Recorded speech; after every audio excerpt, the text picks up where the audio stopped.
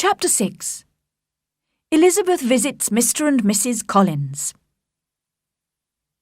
The following Monday, Mrs. Bennet had the pleasure of receiving her brother and his wife, who came, as usual, to spend Christmas at Longbourn. Mr. Gardiner was a sensible, gentlemanlike man.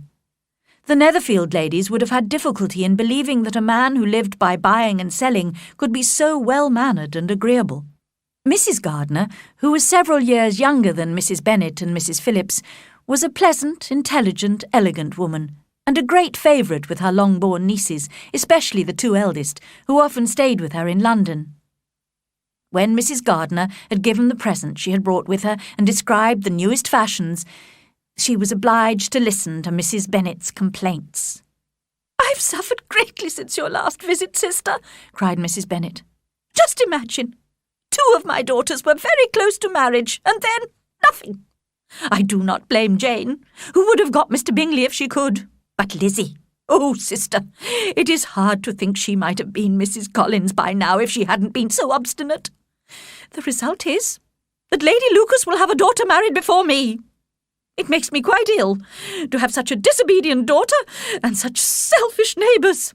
But your coming just now is a great comfort to me, and I am very glad to hear what you tell us about long sleeves." Mrs. Gardiner made a suitably sympathetic reply to her sister-in-law, and later that day found the opportunity to discuss the matter in more detail with Elizabeth alone. "I am sorry for Jane," she said kindly, "but Lizzie, these things happen so often. A young man like Mr. Bingley frequently falls in love with a pretty girl, and when chance separates them, he forgets her very quickly." "Yes, aunt," said Elizabeth, "but in this case it was not chance, but the young man's interfering friends who separated Jane and Mr. Bingley.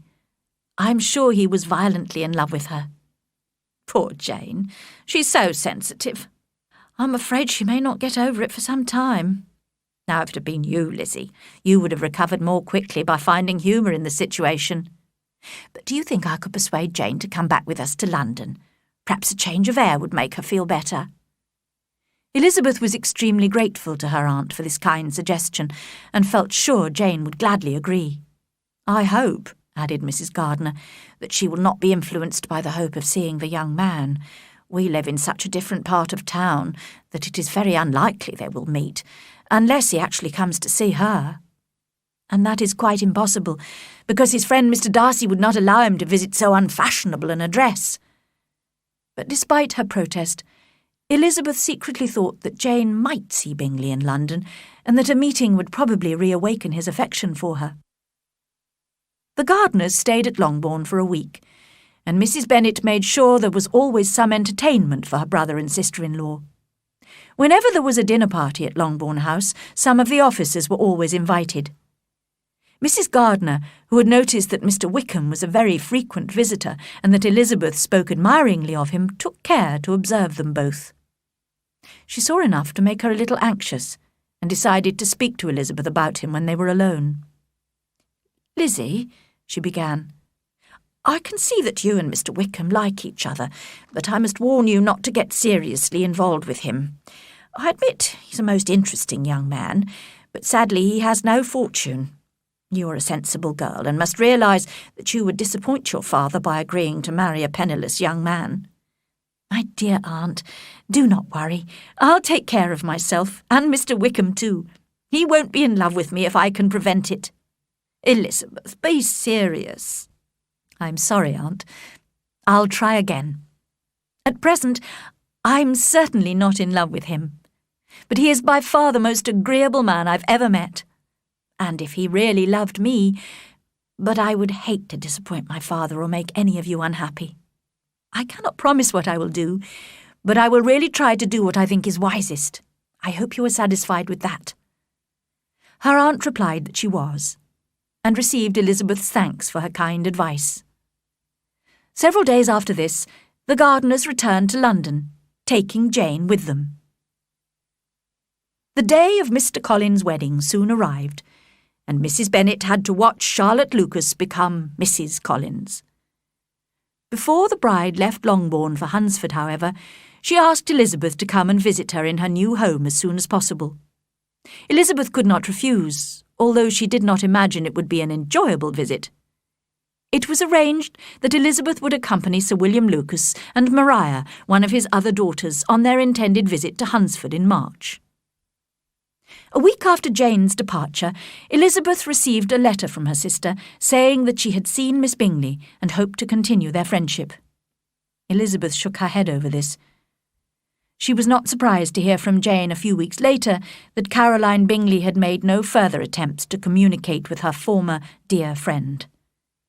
Elizabeth was saddened to read of Jane's disappointment, but felt more cheerful when she told herself that Jane would no longer be deceived, by the sister at least.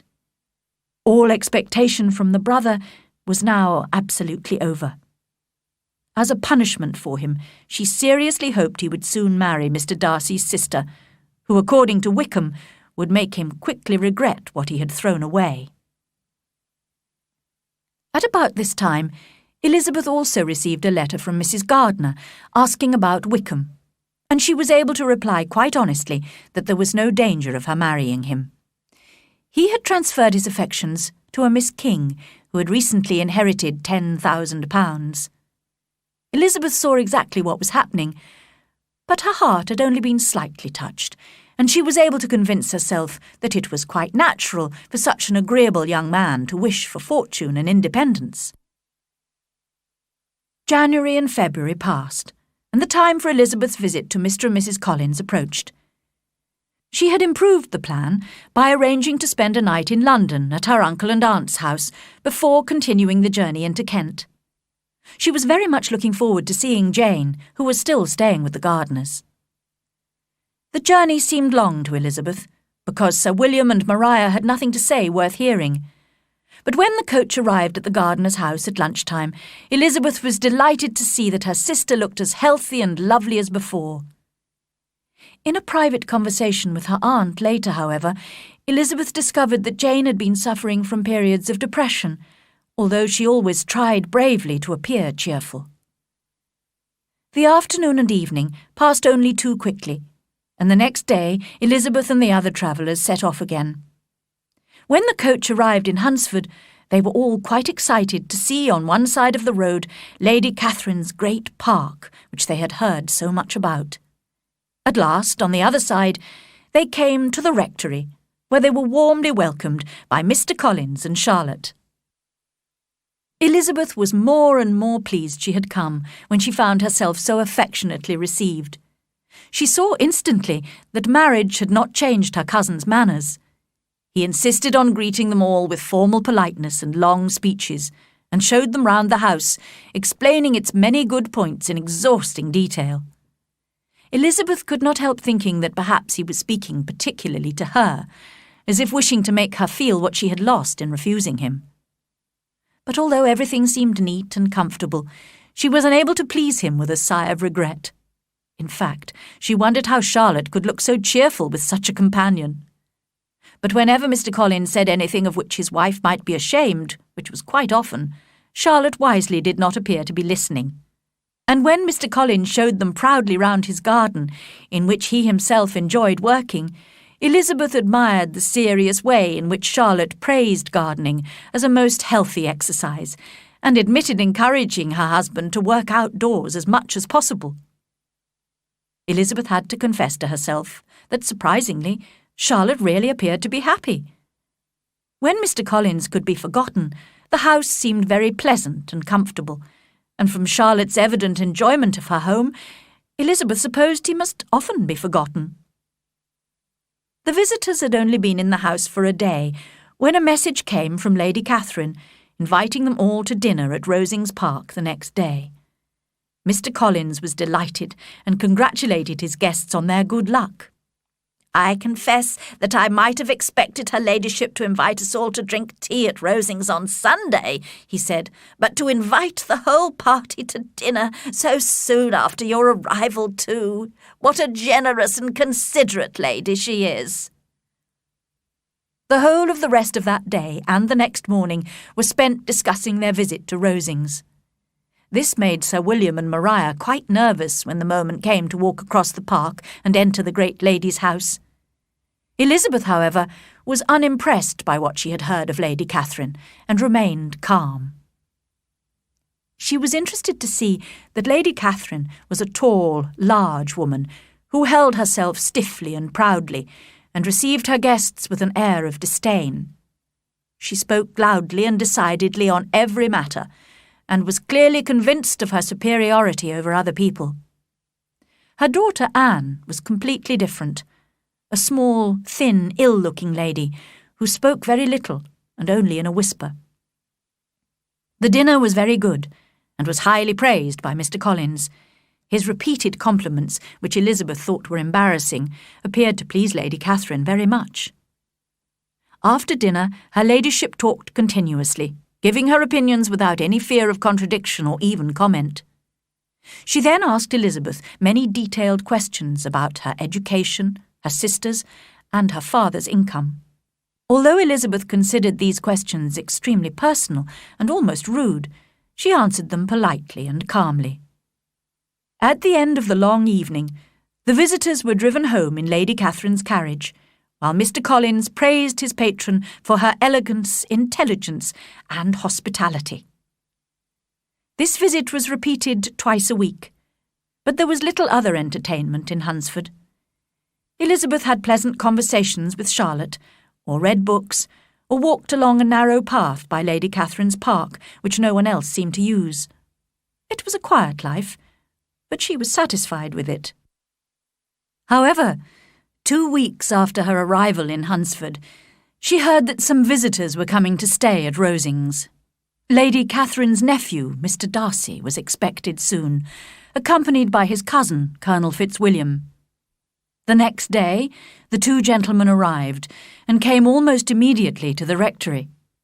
Colonel Fitzwilliam was about 30, not handsome, but very gentlemanly, and he talked pleasantly to the ladies. But Mr. Darcy looked as cold and proud as ever, and after greeting Mrs. Collins, spoke only a few stiffly polite words to Elizabeth. She took the opportunity of asking him if he had by any chance seen Jane in London recently, and thought he looked a little confused when he answered that he had not had that pleasure. Soon after that, the two gentlemen returned to Rosings. Colonel Fitzwilliam's manners were very much admired by the ladies, who felt that he would add considerably to the enjoyment of their evenings at Rosings. But it was not until Easter Day that they received an invitation from Lady Catherine, and when they arrived in her sitting-room, it was clear that she was far more interested in her nephews than in her other guests. Colonel Fitzwilliam, however, seemed really glad to see them, and he came at once to sit beside Elizabeth. They talked so agreeably and amusingly together that Mr. Darcy turned his eyes towards them and looked curiously at them several times. When her ladyship also noticed, she called loudly across the room, "Fitzwilliam, what are you talking about with Miss Bennet? Let me hear what it is." "We're speaking of music, madam," he said, when no longer able to avoid a reply. "Of music? Then please speak to all of us. I must have my share in the conversation if you are speaking of music. There are few people in England, I suppose, who have more true enjoyment of music than myself, or a better natural taste. If I had ever learned to play, I would have been a great musician. But I often tell young ladies practice is very important. I have told Miss Bennet several times that she will never play really well unless she practices more, and she is very welcome to come to Rosings and practice on the piano in the servants' hall. She won't be in anyone's way there, I can promise her." Mr. Darcy looked a little ashamed of his aunt's insensitive words. Meanwhile, Colonel Fitzwilliam had persuaded Elizabeth to play some music, and she sat down at the piano. But when she had started playing, Mr. Darcy went to stand in front of the piano where he had a good view of her face. At the end of her first piece of music, Elizabeth said, smiling, "You intend to frighten me, Mr. Darcy, by coming to listen to me, but I'm obstinate and won't be frightened." "I don't think you really believe I intend to alarm you." and I've had the pleasure of knowing you long enough to be aware that you occasionally enjoy stating opinions which are not your own." Elizabeth laughed at this picture of herself, and said to Colonel Fitzwilliam, "Your cousin will teach you not to believe a word I say. Indeed, Mr. Darcy, it is very ungenerous of you to mention all my faults, and perhaps rather foolish too, because I may take my revenge and tell things about you which your relations will be shocked to hear." "I am not afraid of you," said Darcy, smiling. "But let me hear your accusation," cried Colonel Fitzwilliam. "I'd like to hear how he behaves among strangers." "Well, prepare yourself for something very dreadful. The first time I ever saw him was at a ball in Hertfordshire. And at this ball, what do you think he did? He danced only 4 dances. I'm sorry to cause you pain, but that is what happened. He danced only 4 dances, although gentlemen were scarce, and to my certain knowledge, more than one young lady was sitting down waiting for a partner. Mr. Darcy, you must admit it." "I had not, at that time, the honour of knowing anybody at the ball apart from my own group of friends. I should perhaps have asked to be introduced, but I do not like to recommend myself to strangers. I do not find it easy to talk to people I don't know." "You don't want to take the trouble to do it, Darcy, that's why," said Colonel Fitzwilliam. "I cannot play this piano as well as some other women," said Elizabeth, "but I've always assumed it is my own fault, because I don't take the trouble to practice. I know that I am capable of playing as well as anyone." Darcy smiled and said, "You are perfectly right. You have spent your time in a much better way. No one who hears you could imagine any possible improvement. We neither of us perform to strangers." Just then Lady Catherine interrupted them to comment on Elizabeth's playing. "Miss Bennet would play quite well if she had a London teacher.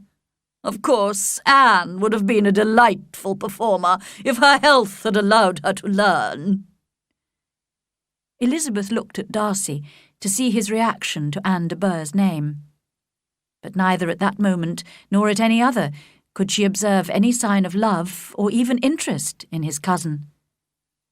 Lady Catherine continued to give Miss Bennet advice on her playing, but at the request of the gentleman, Elizabeth stayed at the piano for the rest of the evening.